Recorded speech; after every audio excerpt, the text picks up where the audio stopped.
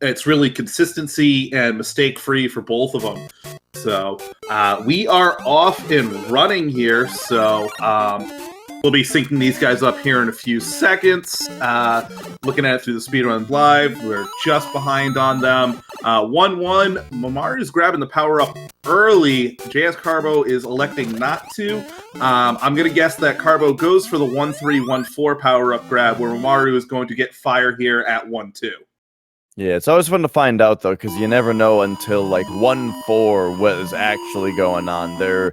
We might see small fire, we might see small only, but either way, always exciting to see different strategies right away. Absolutely. The best part about the Warpless Tournament is where the world record, to get to the world record level, it is becoming extremely optimized. Through this tournament, you are going to see several different strats on how to get to power up. Different ways to take the route. Grabbing fire early versus grabbing fire later does make a huge difference when you're trying to save frame rules in this game. But in terms of a tournament setting, it's really going to be comfort level and the consistency of the play here. As you see, Carbo does take a little bit of a lead early on, but because he does have to get power-ups, Mammaru339 is going to close that gap here pretty quickly here at the next 2 levels. Yeah, one thing about not collecting power-ups immediately, here we see jscarbo does grab the 1-3 power-up, and that is technically the fastest power-up to grab early on, but it does mean that you have to take a much more dangerous route through 1-2 since you're small. It's very difficult. And we saw him actually slow down to kick the Koopa shell, do a couple things like that that are slightly slower just to make sure that he got through 1-2 safely. Safety is the name of the game here, so Carbo, is avoiding it, so we are going to see small fire today, Dash. I am excited about this. So, as you'll see what's going to happen, here comes Carbo. He is going to jump over Bowser, not touch that axe. Oh my gosh. Wait until he touches the axe the exact same frame he touches Bowser. He just took damage, but so you can see he is still large Mario. He is going to grab the power-ups in 2-1 in order to achieve Little Fire Boy, Small Fire Mario. Yeah, and that was a perfect small fire setup as well. Like, he barely had time to set that up. Yeah, early power-up grab, but it's all right. 2-1 has 4 power-ups in it, so there's plenty of time to get small fired up here. Absolutely. So that is a dangerous run to take. Oh, he's going to go for the one here. He is not getting it. So as you can see, again, consistency and mistake-free running. Mammaru339 is now taking a pretty sizable lead, and Carbo is going to have to make up some time here. Yeah, that is such a pain power-up to get sometimes. Yeah, that is definitely one of the words. Anybody who plays Small Fire, and as a Small Fire runner, I could say this, usually reset time is if you get that power up and you do take a hit early on. So one fun thing about Small Fire, and one of the big reasons that people like it, is because when you're underwater, there's always a big debate between whether you should go with firepower or whether you should be duck swimming. But with Small Fire, you just get both. And it's especially fun to do tricks where you use the non-existent top half of your hitbox to pop up and shoot cheeps and such from underneath. It's fun to watch. All right, so perfect underwater section for Mammaru339 there at 3:10 on the timer. Carbo is going through that there. So the fun thing about these underwater sections is those cheeps are they're just absolutely random, especially if you're not sure exactly when you're getting there. But as you see, Carbo 305 had to take it a little bit slower, a few mishaps. If those cheeps get in your way, you can either blast them or you take a couple bumps and you're just going to lose time in that section. There are no auto scrollers in SMB 1, but that is essentially one right there. Yeah, he got a really nasty cheat pattern at the very end and avoided it really, really well, too. All right, Mammaru339 is continuing on virtually mistake-free here, while Carbo is really not far behind. I mean, Carbo has had one bit of a mishap with a power down, but Mammaru339 is really, I'd say, only about a power down ahead. All right, Stare Boss there for early commentator's curse, nothing too serious, but now into 2-4 as Mammaru is finishing up here. You're going to see one of the big differences early on with the smaller hitbox for Small Fire Mario. The elevator jump that you just saw taken brilliantly is much easier with not having to duck jump or anything like that. That is also going to come into play in 5-4 later, which is a retread of 2-4, just more difficult. Yeah, it's interesting how 2-4 is one of the easier castles in the game, but with 5-4, all they do is they add a few more fire bars and potaboos, and suddenly it's one of the hardest. Absolutely. So, again, we're going to talk about knowing what frame rule you came on. I don't think any of these runners are using any tools to help them know what's coming up on the frame rules, especially when you're losing time, different from your PB. It's kind of difficult to figure out what's going to come on. But again, very, very good runners we're talking with. They can handle anything that this game throws at them that could be even conceived as RNG.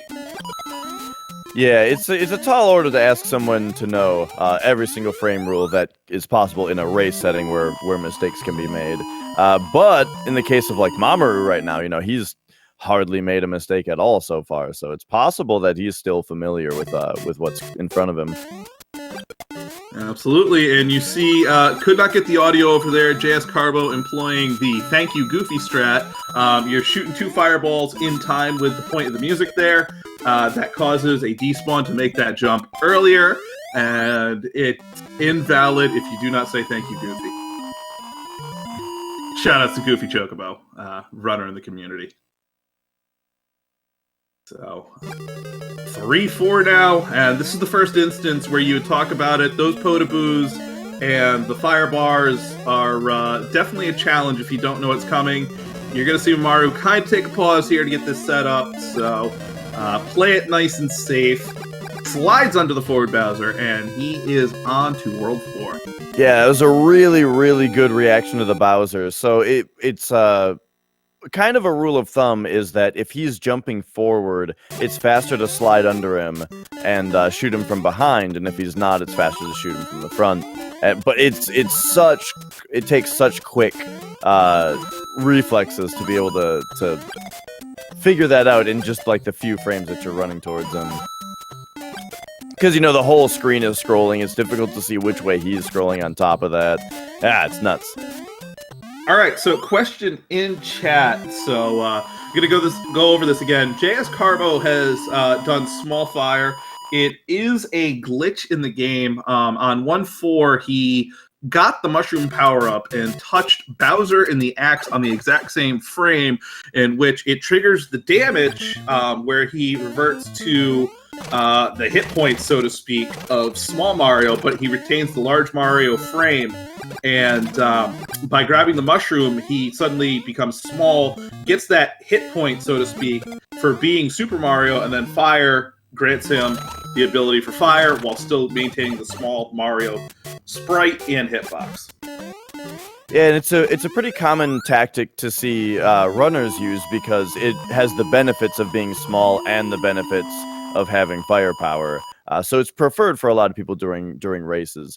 It takes a few extra seconds to set up since you have to power up, then power down, then power back up instead of just powering up. But the safety benefits that it grants you throughout the run are oftentimes more comfortable for a race setting. Absolutely. So one thing we did brush over is the fact that both Carbo and Maru were bottom route here on 4-2, so there is a couple different ways you can go up and over. It is just a little bit slower than taking that bottom route and challenging all those pipes and everything. Both our runners prefer speed over safety there. All right. Here we're coming into 4-4, our first maze level. This is a specific route that Mammaru does have to take in order to advance the game. If you take the wrong path in there, it will just loop infinitely until you find the right path to go. Anybody who has played this, the Super Mario All-Stars remake of this, there is a beautiful little sound ding to let you know when you go through the right path. We did not get this in the original release. You had to find that out for yourself. Yeah, luckily, they're not too brutal in this game, but 7-4, at least for the first time, is pretty tough to figure out. I don't know if you've ever played the arcade versus Super Mario Bros. Game, though, where it's like a weird mix between this and Mario 2, but those ones are way tougher. Especially if you're familiar with the maze setup on the original NES release, versus Super Mario Brothers does not repeat that, even though they repeat several other levels. That game is a quarter-eating machine. Mm-hmm. 5-2, I did not see if the bullet bill shot at the beginning of the level there for Mammaru. Carbo is not that far behind, considering the mistakes that he's made. He's going to start. He does get the early bill. He does have to stop there for just a fraction of a second, but navigated it beautifully. 5-3. We'll see if these guys get some good bullet bill patterns here. Yeah, the slowdown for that first cannon shot was really not bad at all. World 5 is where we always say is where this run really starts to pick up, and oh my gosh, 5-3 is partly why. Oh my gosh. Okay, a very bad bullet bill pattern, but a great job by Mammaru for avoiding all of that. We'll see if Carbo does get an easier pattern, but because that was a perfect 5-3, it's not really going to save much time. So 5-4 as we said, we're back into 2-4 as you're going to start seeing some familiar Bowser castles just redone. Beautiful job with fire bars there. Another beautiful duck jump on the elevator there. Take it slow to get over these potaboos. Oh, and that's a really cool strategy. We're on to World 6. We're starting to run out of time here for JScarbo. Very clean run so far. Yeah, Mammaru bumped into the fire bar in order to slow down, and that's a neat little strategy. Okay, so, Carbo did employ the Royale Good Bar strat, named after speedrun of the community Royal T, shoutouts. He waited underneath the power block till 292, if I'm off the top of my head. And that does guarantee that you do get good fire bars through that first section, so... And one benefit that we saw also from 6-1 is during that 5-3 with all the random bullet bills and stuff, that's another example of where the small fire strat can make you feel a little bit safer because there's fewer bullet bill patterns that actually get in your way in that case. So now we're moving on to 6-2. Really, really fun level if you have firepower. Basically, every pipe in the game is supposed to have a plant in it if the game has, room in its memory to put an enemy in it. And it's one of the more difficult levels to memorize how to get through quickly, in my opinion. Like, as far as learning optimal routes through every level, this one there's a couple different ways to go about it, but it takes a little while to find out your personal way to get through and to remember it. Oh, and there we takes go. There's the first slip up of the game. Mammaru takes the death in 6-3. Very innocuous level 6-3, but one slip up there, and it just happens, as you see. So he's going to forego the the power up there. You can't get fire back, so 6-4 is easier to navigate small, all things considered. But this definitely opens the door for JScarbo to come back, as he is... Ooh, scary bill there, but through beautifully, and that's just in a switch. In just one mistake, the whole race switches up. Yeah, so Mammaru is still slightly ahead. We do have to consider, though, that Mammaru is probably needing to pick up power-ups now, though. So that's a few more seconds that he's going to have to take, as well as the bridge animation that we haven't talked about. So check out when Mammaru hits this axe. We have to wait for this whole animation of the bridge collapsing and for Bowser to fall, while when JScarbo kills the Bowser with fire, boom, when he hits the axe, we immediately initiate the fanfare. And that's actually the reason that firepower is the faster way to run the game when you are playing Warpless. Okay, so we are going to have to talk about power-up management here as Mammaru takes another hit. So there is one more Bowser fight where firepower matters. But once we get really past 7-2, he is going to take the power-up. Risk versus reward here. If you want to keep running small and you don't lose those couple seconds grabbing power-ups each time, we are running out of levels here. And World 8... anybody who runs any percent should be a little more comfortable running World 8 small than with a power-up.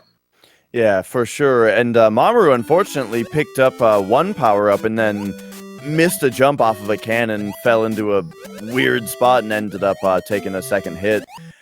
So he is in regular Super Mario status. Luckily, though, there is one more power-up before World 8 in 7-3. So if he's able to navigate 7-2 without taking a hit, then he will get fired back up before the castle. Meanwhile, JScarbo did do another cool little thing in this game is he activated Duck Swim. Ooh, scary Potaboo there, but he threw beautifully. Great 7-2. When you duck and in the water, you drop to the bottom, you duck, and then you start swimming. The game still recognizes the duck status, even though there isn't an animation for a swimming ducked Mario, so that does reduce your hitbox to make that level just a little bit easier. So, as we'll see through here, this is the perils of not having fire in 7-3.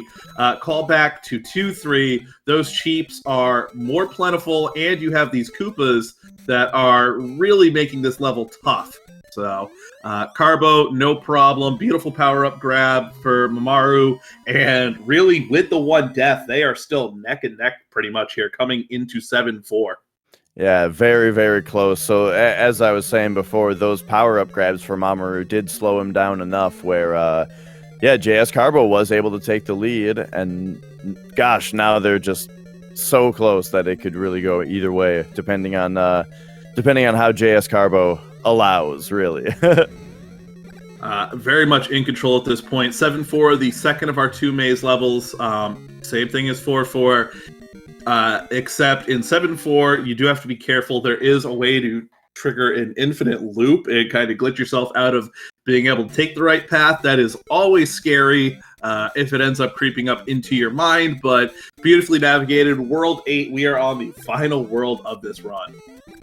Yeah, and with firepower, this level is a lot easier to execute than when you're small. So for people who run a lot of any percent and they have to get through this level small, there's a lot of pipe jumps and very, very just tight jumps that they have to make. While with firepower, it's much more pleasant to be able to just shoot a plant as you jump onto a pipe instead of doing something so tricky.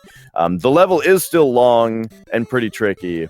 But firepower definitely makes it a lot safer in a race setting. So we saw, I think, it's a perfect 200 from JScarbo, 200 on the timer from Mammaru as well. So there is no change there so far. 8-2. Gosh, I love the start of. That's all I had to say about that. That start is absolutely beautiful. Extremely difficult as large Mario with the duck jump there. Mario making it look extremely easy. At this point, a lot of it is precision jumping and just a general knowledge of the level here. Koopa did not cooperate on the steps there, so take it safe, get up over, get that 340. Did behave for Maru, so he does get there a little faster. Gonna make up just a smidge of time here, I believe. So 8-3 with fire is a very innocuous level. Without a power-up, this does happen to be one of the trickiest levels in the game, thanks to those beautiful Hammer Bros. We don't have to worry too much about them being bros, because we will just blast them in the face with a fireball. Yeah, just a couple tricky jumps here. One that always scares me is after those bars with the Hammer Bros on them, being able to jump up onto the pipe or up onto the staircase without bonking on those girders and going into the pit can be a little difficult, but we saw Mammaru do duck jumps in order to help with that. Absolutely. Coming in here into the final castle, this is a little bit of a maze just as well.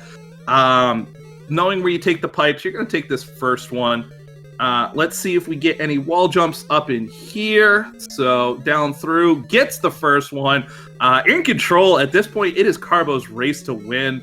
Maru gets it as well. We're going to see a wrong warp get taken here. You're supposed to take the next pipe, but we've pushed the screen far enough to activate the next warp stone. The final swim of the game coming up under, again, the advantage of small Mario. Down and around and through the pipe. Final room dash. I'm sorry, I'm not letting you talk. This is my favorite part of the game. Under the Potaboo. Up and over. Oh, done. Right through the hammers. Absolutely beautiful time for JS Carbo there. Mammaru takes the hit. That's okay. Touches the axe. That's all that matters. We're done here. Carbo is our winner. Yeah, oh my gosh, what a what a close race, 1941-1944. That I mean, SRL time of 1944 and 1948. This was a very, very close race. Unbelievable. Great job by both runners. Really, the power-up grab at the beginning for Carbo and the death by Mammaru, that is the mistakes that got made. That is absolutely it from this. So, yeah, it was super exciting to watch a run where, I mean, basically, JS Carbo's only mistakes that entire run, I feel like, were just the small fire setup at the very start. You know, he lost his first power-up in 2-1, and then the second power-up in 2-1 kind of took a minute for him to grab, right? So that kind of set him up. It staged early on a pretty good lead for Mammaru, and then just a couple mistakes from Mammaru eventually synced it up, basically synced it up, except for a small favor on JS Carbo at the end, which he ended up taking out to a victory. So that was a really, really exciting story there. Absolutely, and this is just going to be, excuse me, this is just going to be the story throughout this group stage here. Anybody unfamiliar, this tournament, we are running a group stage format. Everybody is into groups of 4 except for the final. We kind of odded up. There is a group of 5 in there. Top 2 from each group advance to the actual bracket stage. So these guys are in the middle of playing 3 matches from their group, but just the consistency, the not dying, that's really what's going to help these runners. A lot of these guys, we've got everybody from Cosmic in here, the world record holder at 18:59, up to, I think, just over 20 minutes for personal best. So that minute window in a race format, while it's miles apart as far as the leaderboard goes, is a very tight window. So it's really comes down to who makes the least amount of mistakes and who plays the most optimally. And just that one slip up, as you saw, is going to be the difference between a win and a loss today. Yeah, so super, super good race, and yeah, just as you described, I mean, that makes this like the race. It's too early for me to think of the proper word, but you know what I mean. It's the quintessential. That's okay. We speaking this early in the morning actually should be criminal, but here we are, Dash, giving it our all for everybody through here. Just gonna go ahead and look ahead. Oh my goodness, are you right? We do have a full slate of races here today throughout the entire Speed Gaming Network, Dash. At 7 p.m. Eastern Time, we have Kaku52 and TJK. They're going to be racing over on Speed Gaming 5, and then come back here tonight for Jeremy MKW versus LK in a very good race on top runners.